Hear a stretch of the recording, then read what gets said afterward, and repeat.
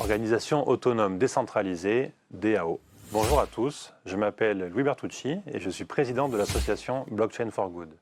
Dans cette vidéo, je vais vous parler d'un concept de plus en plus populaire dans le monde des blockchains, les DAO, ou organisations autonomes décentralisées, et dont la première date de 2016. Mais qu'est-ce qu'une DAO? On va voir ça ensemble de manière simple avec des exemples concrets en 2 minutes. Une DAO, c'est une organisation numérique où les décisions sont prises collectivement par les membres et non par une seule personne ou une petite équipe. Tout se fait via des smart contracts, c'est-à-dire des programmes informatiques qui exécutent automatiquement sur une blockchain des actions lorsqu'un certain nombre de conditions sont remplies. Par exemple, imaginez un club où chaque membre peut voter sur les décisions importantes et où toutes les règles sont déjà inscrites et visibles par tout le monde sans qu'une seule personne ne puisse les changer toute seule.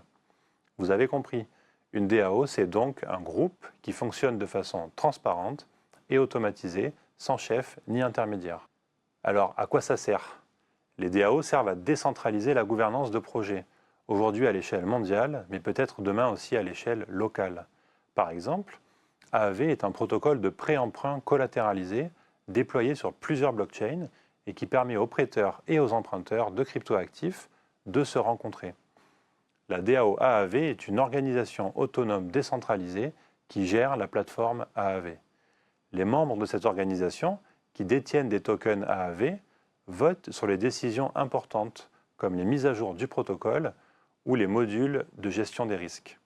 Cela permet à la communauté de participer activement à la gouvernance, assurant ainsi transparence, collaboration dans le développement de la plateforme.